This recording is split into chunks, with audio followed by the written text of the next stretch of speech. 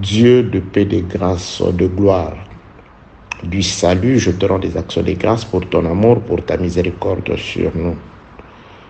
Merci d'avoir préparé la parole pour nous et merci de nous avoir inspirés de manière à ce que nous soyons du nombre de ceux qui aiment cette parole.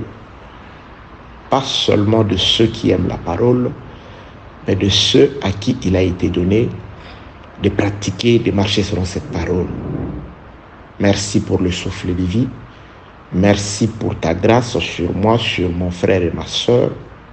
Merci, Dieu de paix, de grâce et de gloire, de nous accorder les sentiments, Seigneur de grâce et de gloire, de pouvoir choisir de passer par cette petite porte étroite, resserrée, par laquelle très peu de gens passent.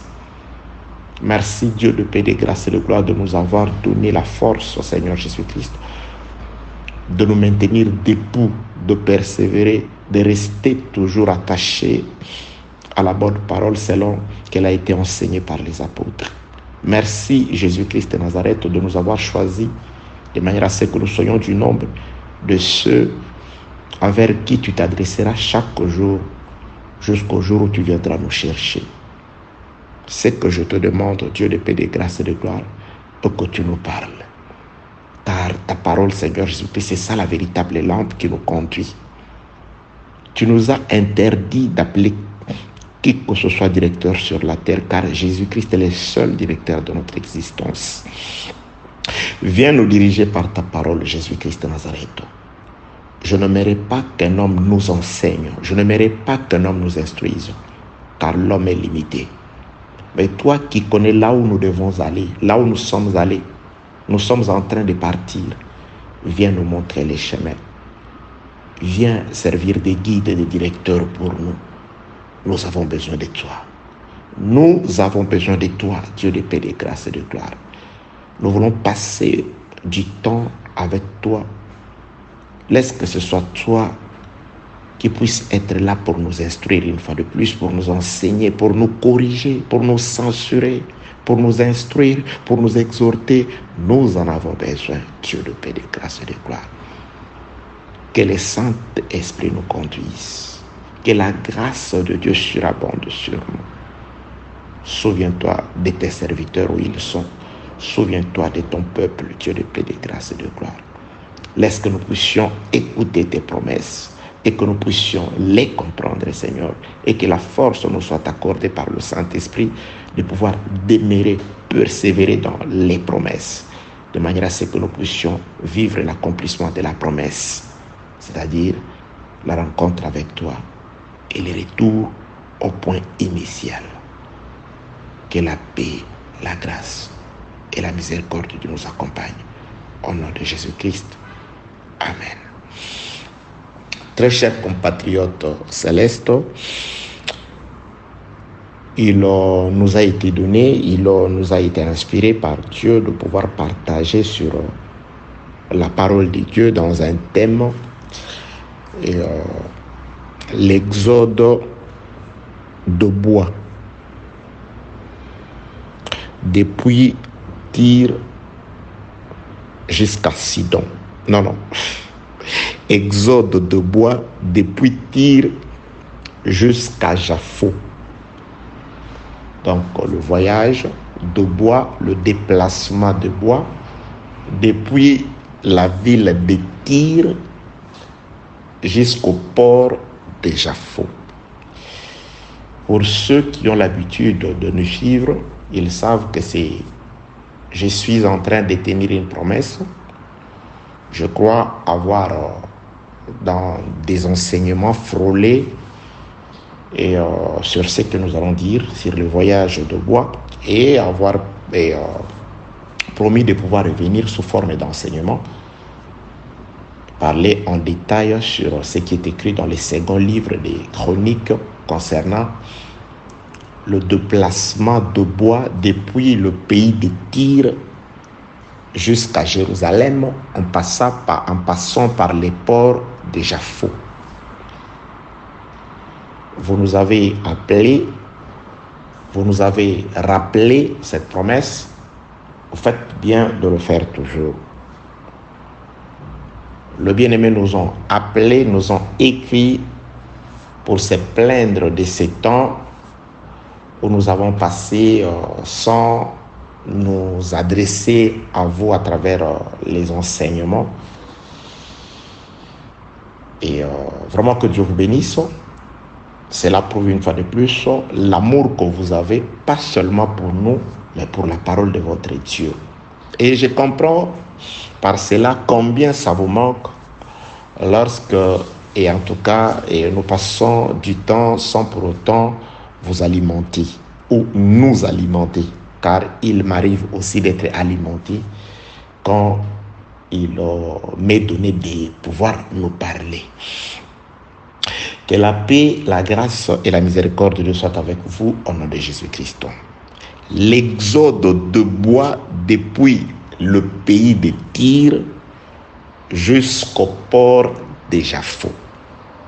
Mais la destination de bois, c'est Jérusalem. Ce parcours a été tracé dans les Saintes Écritures. C'est comme ça, c'est par ce parcours que le bois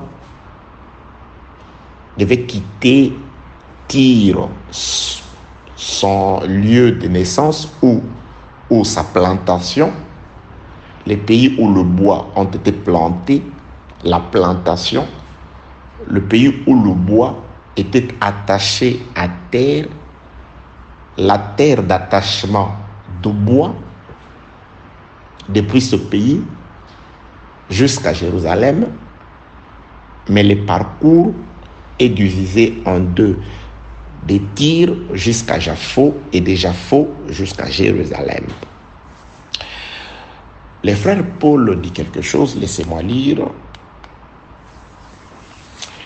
1 Corinthiens chapitre 10, il nous rappelle pourquoi nous allons nous mettre à parler sur le bois. Certaines personnes qui ne nous écoutent pas, ils voient tout simplement les textes ou le thème, ils disent, mais ils exagèrent aussi, et aussi ils exagèrent. Tantôt il a été avec les animaux, là c'est le voyage de bois, quoi. Il veut nous apprendre les transports maritimes internationaux ou quoi, ouais, parce que ça se fait normalement. Surtout en Afrique, moi j'ai du Congo, il y a tellement qu'il y a la forêt équatoriale de ce côté, au Congo, Angola et les deux Congos. Donc très souvent, c'est des histoires qu'on voit, comment les grumes, le bois sont coupés en Afrique et sont transportés par bateau jusqu'à partout dans le monde, ici en Asie ou en Europe ou en Amérique. Donc voilà, maintenant nous allons étudier selon la grâce du Seigneur les transports maritimes d'après le Seigneur. Que la paix, la grâce et la miséricorde de Dieu soient avec vous. Donc rien de nouveau sous les cieux. Donc ce que nous voyons donc, dans les Écritures, ça a aussi été fait. Et il est écrit dans la parole du Seigneur. Je suis dans le second ou la seconde lettre de Paul aux Corinthiens, chapitre 10, le verset 11. Ces choses leur sont arrivées pour servir d'exemple. Elles ont été écrites pour notre instruction à nous qui sommes parvenus à la fin des siècles. Ces choses qui leur sont parvenues, c'était pour nous servir d'exemple. Elles ont été écrites pour nous, pour notre instruction, à nous qui sommes parvenus à la fin du siècle. Donc nous devons trouver de l'instruction dans ce qui est arrivé à Israël. Prenons sans plus tarder les Saintes Écritures, ces Écritures qui nous serviront des bases. Mais comme c'est l'introduction ou l'audio numéro 1, je vais essayer de lire. Peut-être nous allons faire beaucoup de lectures afin que dans la suite du temps, nous n'ayons qu'à peut-être à revenir sur des portions des Écritures. Donc là, je suis dans la seconde et le second livre plutôt de Chroniques, 2 Chroniques, chapitre 2e. Donc retenez ces chapitres, nous tournerons tout autour de ces chapitres. 2 Chroniques, chapitre 2. Aujourd'hui, je vais faire une très longue lecture. Je vais commencer au premier verset. Salomon ordonna que l'on bâtit une maison au nom de l'Éternel et une maison royale pour lui. Là, je vais exhorter. Juste le premier chapitre, le premier verset, c'est aussi un enseignement. Je voudrais juste exhorter parce que vous savez, le désir de mon cœur était que je passe par des exhortations. Et là, cet enseignement, si telle est aussi la volonté du Seigneur, je voudrais d'abord ne pas prendre beaucoup de temps. Donc, je ne voudrais pas arriver jusqu'à, en tout cas, 40-45 minutes. Je me prépare à ne pas dépasser les 30 minutes. Et sous forme des exhortations. Donc là, le verset 1er des Chroniques, chapitre 2, le verset 1er, Salomon ordonna que l'on bâtit une maison au nom de l'Éternel et une maison royale pour lui. Donc l'exhortation est que Salomon va ordonner la construction de 2 maisons.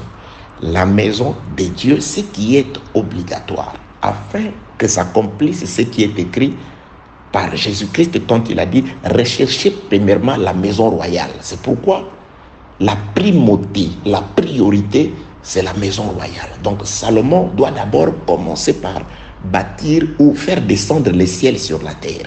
La construction de la maison royale. Bien aimé, dans ta vie, s'il faut faire le choix, il faut d'abord commencer par construire la maison de Dieu. Pas la maison royale, la maison de Dieu d'abord, la maison de l'Éternel. Ça, c'est la priorité. On commence d'abord par la construction de ce qui est à Dieu. C'est-à-dire, dans tout ce que tu dois faire, tu dois d'abord chercher la part de Dieu. C'est pourquoi Dieu a ordonné à Israël, les champs est pour toi, la semence est pour toi. Mais quand tu vas s'aimer, le premier fruit de la terre, c'est qu'on nomme prémisse, ne t'appartient pas, ça appartient à Dieu. D'abord, il faut la part de Dieu. Bien aimé, dans tout ce que nous faisons, dans tout ce que nous allons entreprendre, d'abord, il faut commencer par construire la maison de l'Éternel. Ce n'est pas en vain, Salomon a ainsi commencé. Jésus-Christ viendra expliquer cet acte en disant « Recherchez premièrement la maison de l'Éternel », c'est-à-dire « Recherchez premièrement les royaumes et la justice de Dieu ». La maison royale, ta maison à toi, te sera donnée après.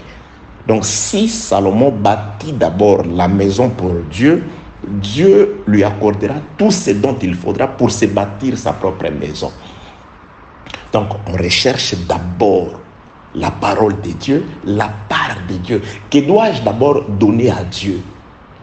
L'homme mange les restes. Le premier fruit qui sort du champ, c'est la part de l'Éternel. C'est le reste qui t'appartiendra. C'est le reste, tu verras avec le reste. Mais d'abord, le prémisse, tu la portes devant l'Éternel. Tu la portes, tu le donnes à Dieu. D'abord, on doit construire une maison pour l'Éternel. Après, on bâtira sa propre maison. C'est-à-dire, on regarde d'abord la part du Seigneur.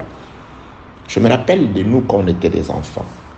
Après que ma mère finissait de faire la cuisine, il a commencé d'abord par servir son mari. C'est-à-dire, lorsqu'elle finissait de servir, elle commençait d'abord par servir son mari. Elle va d'abord chercher les assiettes, différentes de toutes les assiettes de la maison. Elle commence d'abord par servir, enlever la part de son mari. C'est après qu'il servira les enfants et tout le monde à table. Que la paix, la grâce et la miséricorde de Dieu soient avec vous au nom de Jésus-Christ. C'est pourquoi Salomon commence d'abord par bâtir la maison de l'Éternel. Ensuite, il va se bâtir sa propre maison. Et je reviens aussi pour dire que quiconque bâtit la maison de l'Éternel, Dieu lui bâtira une maison. Ça veut tout simplement dire, si dans ta vie, tu t'appliques d'abord à chercher ce qui est spirituel, à marcher selon la parole de Dieu, Dieu t'accordera aussi le repos. Quand tu cherches le repos de l'Éternel, c'est-à-dire tu te fais la maison de l'Éternel, Dieu t'accordera aussi ta propre maison, c'est-à-dire le repos sur la terre.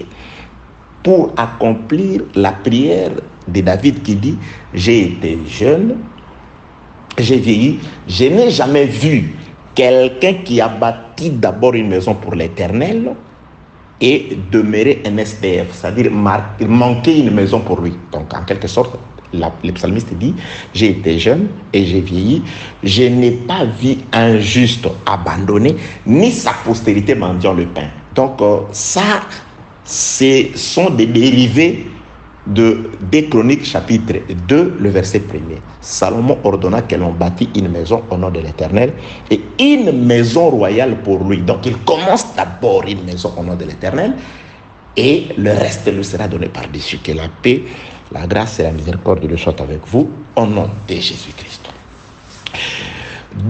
2 Chroniques chapitre 2, verset 1er, Salomon ordonna que l'on bâtit une maison au nom de l'Éternel et une maison royale pour lui. Salomon compta 70 000 hommes pour porter les fardeaux, 80 000 pour tailler le pierre dans la montagne et 3 600 pour le surveiller. Salomon envoya dire à Huram, roi de Tyr. Salomon, roi de Jérusalem. Roi d'Israël, siégeant à Jérusalem, la capitale. Il s'adresse à un autre roi, son homologue, roi d'un autre royaume, un royaume de Tyr. Tyr est un royaume étranger qui ne faisait pas partie des villes d'Israël. Donc c'est un roi d'un pays de Dieu, d'un pays qui avait pour constitution la loi de Dieu. Un roi qui régnait d'après la volonté de Dieu. Parce que David, il va le dire, il l'avait dit, Dieu avait choisi la tribu de Juda, et dans la tribu de Juda, il a choisi ma maison, et dans ma maison, Dieu m'a choisi. Là, c'est David qui parle avant sa mort, 1 Chronique chapitre 18, je crois. Et dans ma maison, Dieu m'a choisi, a dit David, et de tous mes fils, car j'ai eu beaucoup de fils, Dieu a choisi Salomon afin qu'il puisse s'asseoir sur le trône.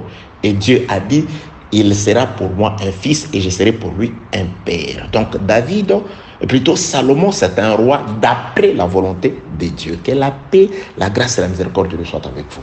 Ne vous en faites pas, nous sommes dans l'explication du texte. C'est ce roi-là, selon la volonté de Dieu, qui règne sur le peuple de Dieu, un peuple mis à part par rapport à ce que Dieu lui avait donné. La loi, je l'ai toujours dit, la loi c'était la lampe d'Israël. C'était la loi qui différenciait Israël des restes des nations. Les Israélites ne mangeaient pas n'importe quoi par rapport à la loi. Les Israélites ne s'habillaient pas n'importe comment par rapport à la loi. Les Israélites ne travaillaient pas n'importe comment par rapport à la loi. Les champs israélites étaient différents des autres champs par rapport à la loi. Les Israélites traitaient leurs enfants, ils leur faisaient la circoncision le 8e jour d'après la loi. Donc la loi, c'était les guides du peuple. La loi, c'était tout pour le peuple. Que la paix, la grâce et la miséricorde de Dieu soient avec vous au nom de Jésus-Christ. Je continue dans la lecture. Verset 3e. 2 Chroniques, toujours chapitre 2, le verset 3e. Salomon envoya dire à Huram, roi de Tyr, fais pour moi comme tu as fait pour David, mon père, à qui tu as envoyé des cèdres afin qu'il se bâtisse une maison d'habitation. Voici, j'élève une maison au nom de l'Éternel, mon Dieu, pour la lui consacrer. Je vais passer. Mais, alléluia, que la paix de Dieu soit avec vous au nom de Jésus-Christ. Verset 4. Voici, j'élève une maison au nom de l'Éternel, mon Dieu, pour la lui consacrer. 2, pour brûler devant lui les parfums odoriférants. 3, pour présenter continuellement les pains des propositions. 4, et pour offrir des holocaustes du matin et du soir, des sabbats, de nouvelles lunes et des fêtes de l'Éternel notre Dieu, suivant une loi perpétuelle pour Israël. Ok, je descends, je regarde ça au frais. Verset 5e. La maison que je vais bâtir doit être grande. Non, non. La maison que je dois bâtir doit être grande, car notre Dieu est plus grand que tous les dieux. Mais qui a le pouvoir de lui bâtir une maison, puisque les cieux et les cieux des cieux ne peuvent les contenir? Et qui suis-je pour lui bâtir une maison, si ce n'est pour brûler des parfums devant lui? Verset 7e. Envoie-moi donc un homme habile pour les ouvrages en or, en argent, en airain et en fer, en étoffe teinte en pourpre, en cramoisi et en bleu, et connaissant la sculpture, afin qu'il travaille avec les hommes habiles qui sont auprès de moi en Juda et à Jérusalem, et que David, mon père, a choisi. Alléluia. Verset 8e. Envoie-moi aussi. Voilà le thème. Exode de bois depuis Tyr jusqu'à Japhos. Verset 8e. Envoie-moi aussi du Liban des bois, 1 de cèdre, 2 de cypre, 3 de santal, car je sais que tes serviteurs s'entendent à couper le bois du Liban. Oh, donc les serviteurs du roi de Tyr, ce sont des spécialistes à couper les bois du Liban. Et c'est pourquoi, bien aimés dans le Seigneur, je vais déjà nous dire, très chers compatriotes, il n'est pas donné à n'importe qui de couper les bois. Ça, il faut avoir une certaine licence, un certificat. Parce que ça, c'est le roi Salomon qui écrit. Il reconnaît les talents aux Sidoniens et aux Tyriens d'être des spécialistes. David pouvait, comme Salomon pouvait dire, bon, c'est facile. Ce n'est pas facile, dans le Seigneur. Mais il faut une spécialisation pour être coupeur de bois, bûcheron. C'est pas tout le monde qui est coupeur du bois ou bûcheron. Non, non, non. C'est pas qui veut. On ne devient pas bûcheron qui ne devient pas bûcheron qui veut. Non. Que la paix, la grâce et la miséricorde de Dieu soient avec vous. Ce sont des détails que nous aurons à exploiter pendant le temps que le Seigneur, en tout cas, nous rendra disponible devant vous. Que la paix, la grâce et la miséricorde de Dieu soient avec vous au nom de Jésus-Christ. Verset 8e. Envoie-moi aussi du Liban des bois, des cèdres, des cypres et des sandales. Mais Salomon, mais il y a aussi beaucoup d'autres. Pourquoi pas les sycomores? Pourquoi pas il y en a beaucoup. Pourquoi pas les bois noirs congolais? Pourquoi pas pourquoi seulement 3? Pourquoi seulement les cypres, le cèdre et les sandales? Pourquoi seulement? Qu'est-ce qu'ils ont de plus que les autres bois pour que ce soit seulement eux qui soient choisis? Et dans la forêt, il y en a plusieurs. Salomon, alléluia. Bien-aimés dans les seigneurs, que la paix de Dieu soit avec vous au nom de Jésus-Christ. Toutes ces précisions de Salomon sont utiles. Vous allez comprendre pourquoi nous sommes en train d'insister sur le matériel, sur le travailleur, car je vais ouvrir une parenthèse. Je rentre dans 1 Chronique au chapitre 18, premier livre de Chroniques, chapitre 18. Je vais expliquer pourquoi des précisions. Chapitre 28 plutôt. 1 Chronique, chapitre 28. Et nous allons comprendre pourquoi j'insiste sur des précisions. Il y a tellement une litanie de bois dans la forêt. Il y en a plusieurs. Mais pourquoi Salomon fait des choses avec précision? Premièrement, il va demander un serviteur très important. Avant que le bois n'arrive, il faut que la terre de Tyr, le pays étranger, puisse envoyer aussi un ingénieur, un homme habile à toute espèce d'œuvre d'art. C'est-à-dire, c'est un ingénieur qui sait tout faire. Il sait tout faire. Mais cet ingénieur-là, il ne peut pas sortir de Jérusalem. Salomon, toi tu veux bâtir une maison pour l'Éternel, une maison dans laquelle même il sera interdit aux étrangers d'entrer. Mais l'ingénieur, tu le demandes, il doit venir d'un pays étranger. C'est à un roi tyrien. C'est à lui que tu vas demander de pouvoir t'envoyer un homme habile. l'homme habile, l'ingénieur, le maître d'œuvre, celui qui sait tout faire. Il sait faire la sculpture, les œuvres d'art, en pourpre, en bois, en or. Mais il est tout un véritable savant.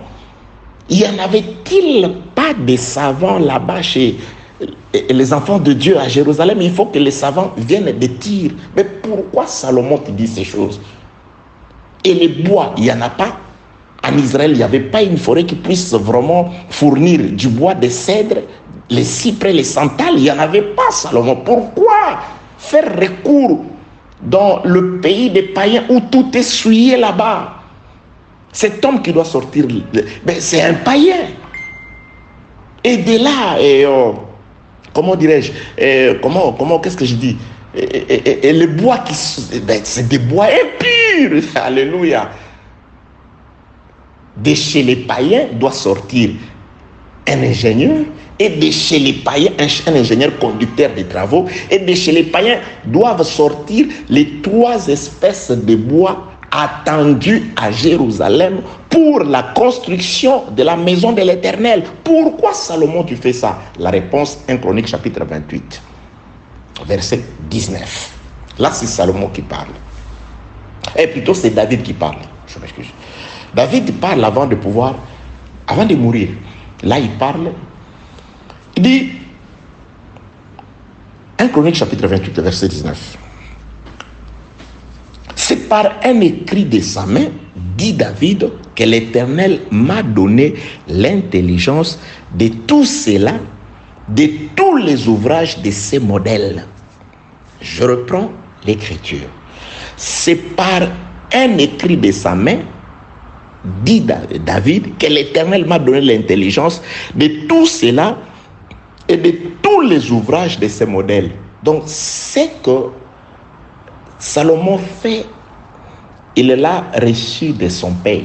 Parce que si vous allez en amont, 1 Chronique chapitre 28, vous allez vous rendre compte qu'au verset 11e, David donna à Salomon son fils les modèles du portique et des bâtiments, des chambres, du trésor, des chambres hautes, des chambres intérieures et de la chambre propitiatoire. Il lui donna les plans de tout ce qu'il avait dans l'esprit touchant les parvis de la maison de l'Éternel et toutes les chambres aux alentours. C'est-à-dire, Salomon n'est qu'un exécutant de tout ce que David a préparé. Lorsque Salomon s'élève, il s'adresse à un roi païen, à un roi de Tyr. Il commence d'abord par demander un ingénieur. Les conducteurs des travaux, l'homme habile doit venir de là. Lorsque Salomon fait, il est en train de pouvoir copier, d'exécuter les ordres de son père David. Et David, lui aussi, ces ordres-là, il ne les a pas inventés. Il dit, c'est par un écrit de sa main, dit David, que l'Éternel m'a donné l'intelligence de tout cela, de tous les ouvrages et de ses modèles. Donc, nous avons une chaîne. L'Éternel, il va écrire dans un livre sa volonté concernant la maison. Il va le donner à David.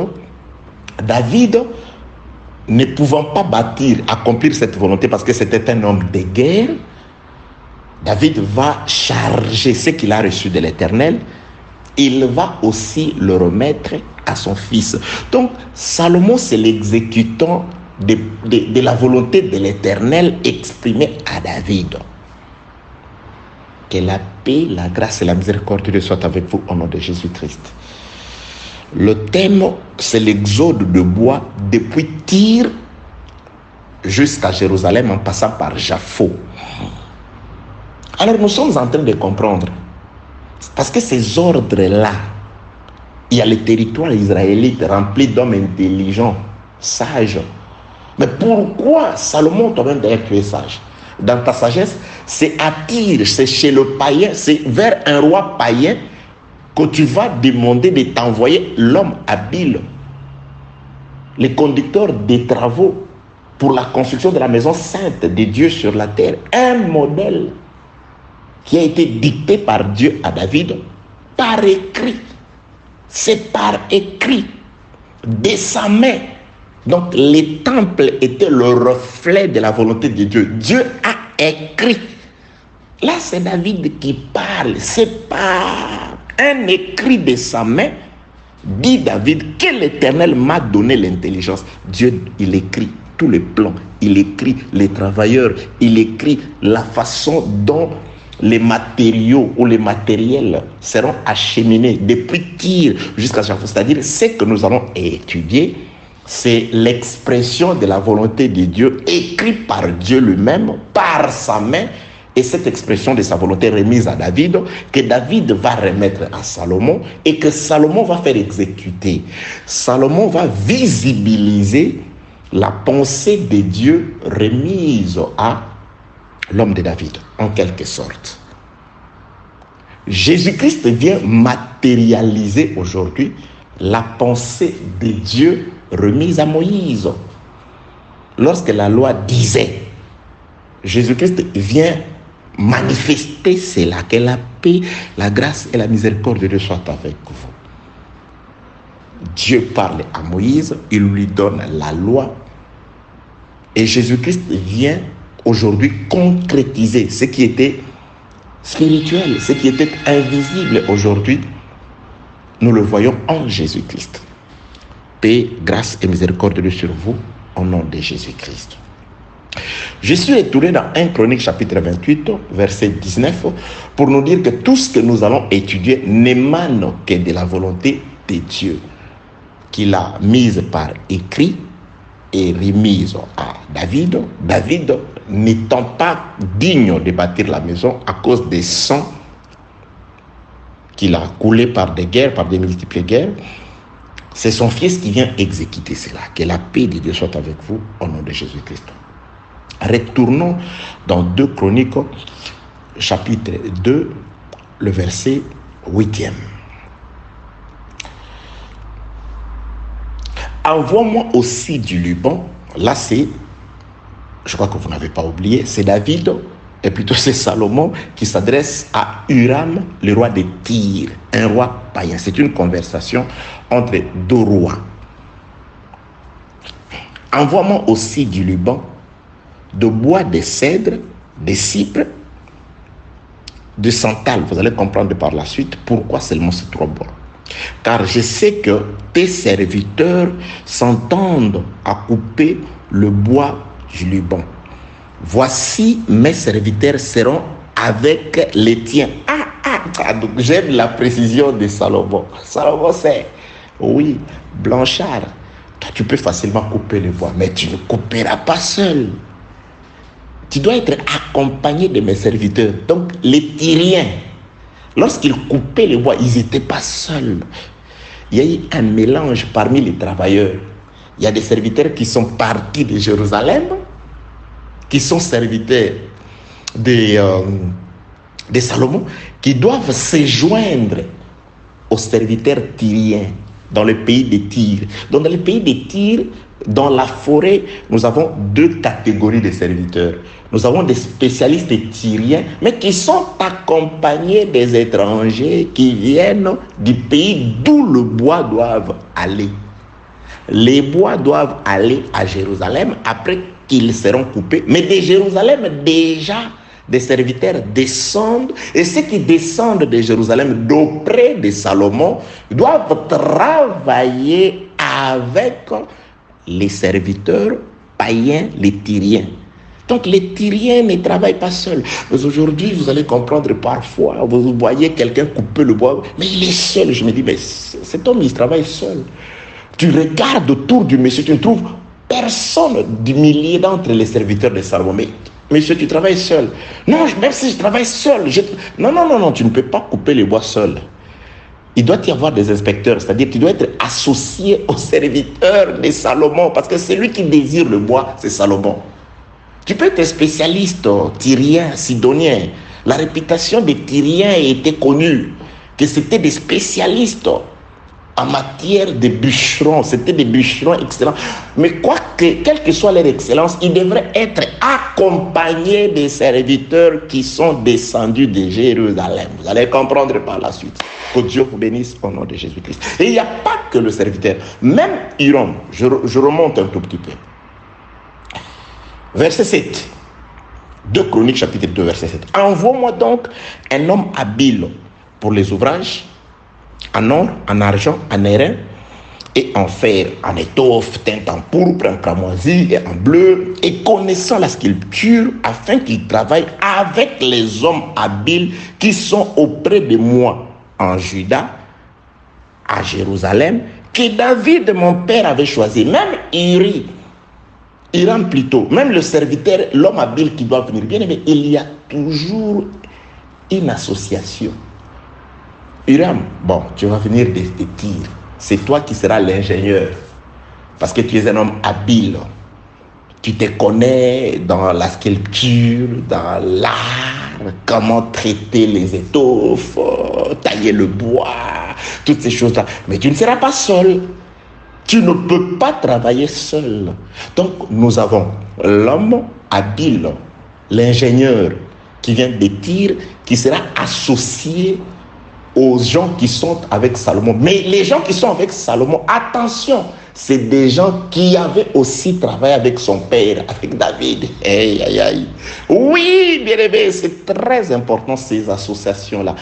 Les coupeurs, les bûcherons, ils ne travaillent pas non plus seuls. Ils sont aussi accompagnés. Salomon, il insiste. Vous travaillez pour lui, mais il doit avoir ces gens à vos côtés.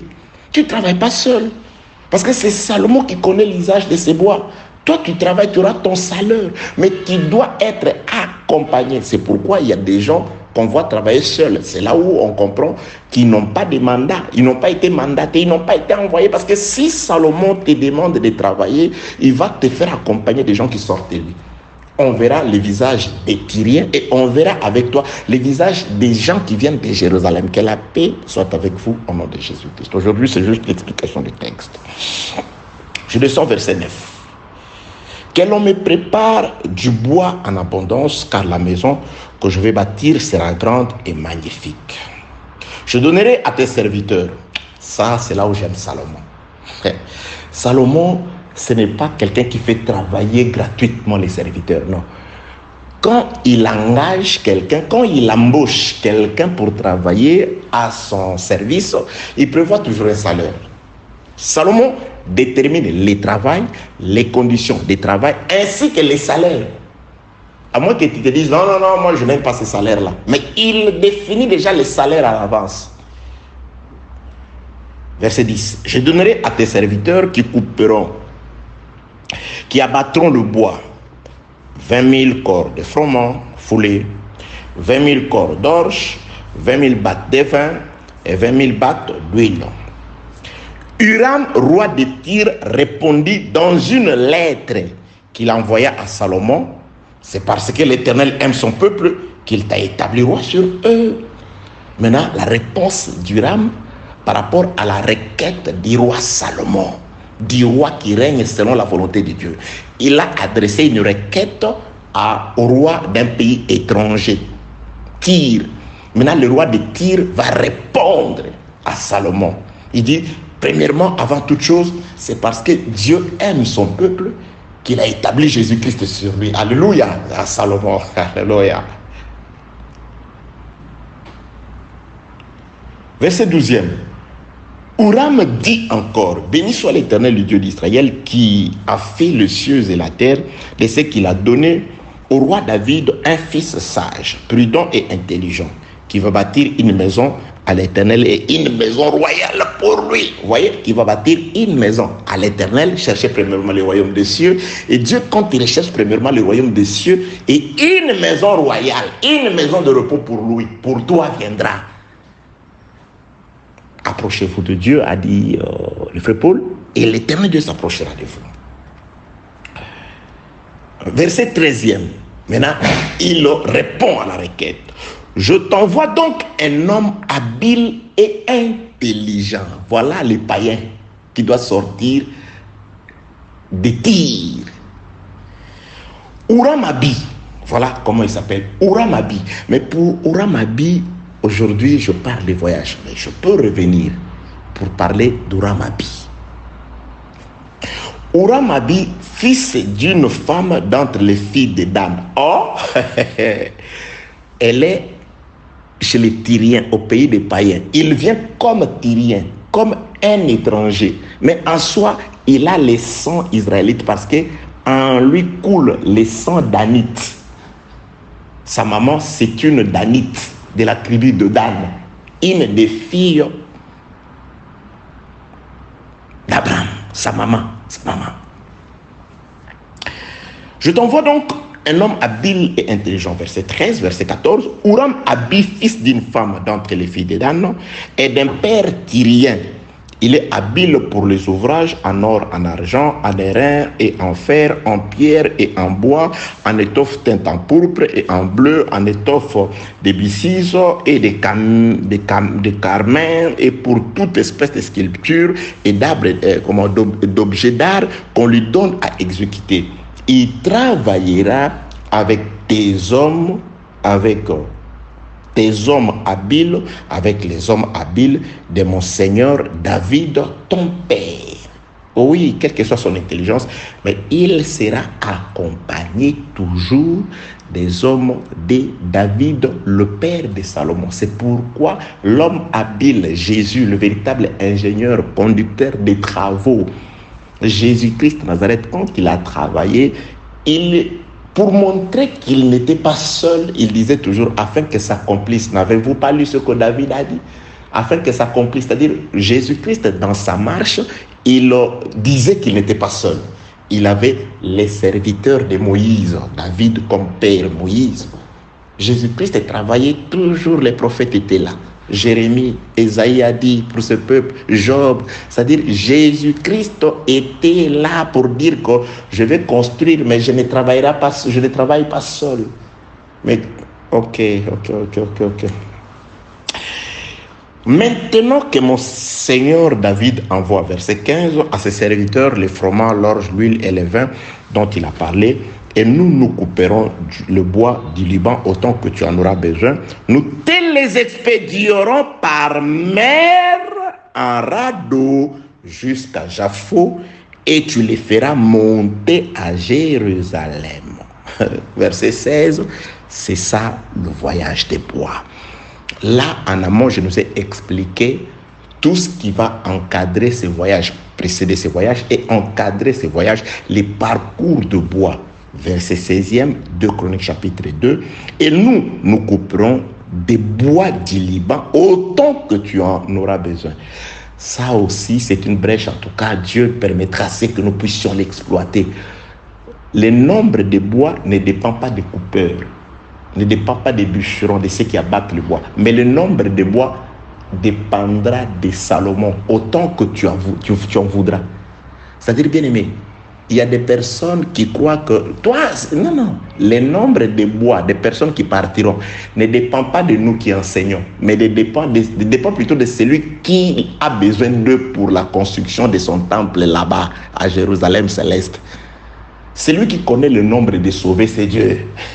Celui qui connaît ceux qui partiront, c'est Dieu. C'est pourquoi ici, la brèche, je reviendrai. Je vais l'expliquer en détail. Verset 16. Et nous couperons de bois du Liban autant que tu en auras besoin. C'est-à-dire, le nombre de bois dépend de l'état des besoins de Salomon. Pas de nous coupeurs. Pas de tirs, non. Ici, nous, on coupe. On respecte les nombres voulus par David, par Salomon, et aussi les espèces voulues par David. Par Salomon. Pourquoi David? Par Salomon. Il a son nombre à lui de bois. Il a ses espèces à lui. Cèdre, cypre et santal. Un point trait. Quelle que soit ta beauté, quelle que soit la bravoure d'un autre type de bois, la hache peut te toucher par hasard. Au moment de mettre dans la mer, ça ce n'est pas le cèdre, ce n'est pas du cypre, ce n'est pas du santal, ça ne partira pas. Tu vas partir où? à Jérusalem. À Jérusalem, mais ton identité ne correspond pas avec les identités prédéfinies dans la lettre de Salomon. Parce que les coupeurs travaillent avec la lettre de Salomon. Ils regardent les bois. Ça, c'est pas du cypre. Là, on ne le coupe pas. Bon, je veux juste le couper afin que ça m'aide à monter pour atteindre les cypres. Oui, il y a des gens qui viennent juste pour aider les autres. Que la paix, la grâce et la miséricorde de soit avec vous. Je dépense 45 minutes. Ok. Bien aimé dans le Seigneur, verset 16e. Et nous couperons de bois du Liban autant que tu en auras besoin. Nous te les expédierons par mer. Donc le voyage s'est fait par voie maritime, en radeau, c'est-à-dire dans un assemblage. Un radeau, c'est un assemblage de bois, jusqu'à Jaffo. Jaffo, c'est les ports désirés, les ports où le travail est fini. Et toi, jusqu'à Jaffo, et tu les feras monter à Jérusalem. Le travail des serviteurs finit à Jaffo.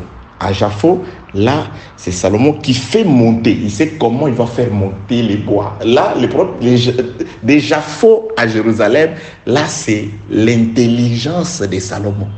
Lorsque les bois auront atteint la stature parfaite, comment les bois monteront? Ça, c'est pas moi. Je t'explique pas. Moi, je sais tout simplement que les bois doivent arriver jusqu'à Jérusalem parce que les temples doivent se construire là-bas. Parce que les mariages, c'est là-bas. Comment? Il y a des témoins de Jéhovah, des amis qui me demandent, mais Blanchard, tu ne trouves pas ça impossible? Comment l'homme peut monter sans la pesanteur, Blanchard? Moi, je dis, je ne sais pas. C'est Salomon qui sait comment il fera afin que l'homme puisse vaincre la pesanteur. C'est Salomon qui sait. De Tyr jusqu'à Jaffo, c'est la voie maritime, sous forme de radeau. Et de Jaffo jusqu'à Jérusalem, tu les feras monter. Là, c'est l'histoire de Salomon. Bien-aimés dans le Seigneur, voilà ce sur quoi nous allons ergoter tout le temps que Dieu nous donnera d'être ensemble. L'exode des bois depuis la ville ou le pays de Tyr jusqu'à Jaffo. Et à partir de Jaffo, là, c'est Salomon qui fera monter les bois jusqu'à Jérusalem. Pour aujourd'hui, tu n'as pas donné l'explication. Ben, c'est un enseignement, c'est l'introduction. Je donnerai, on est ensemble. Que Dieu vous bénisse. Au nom de Jésus-Christ, priez aussi pour nous.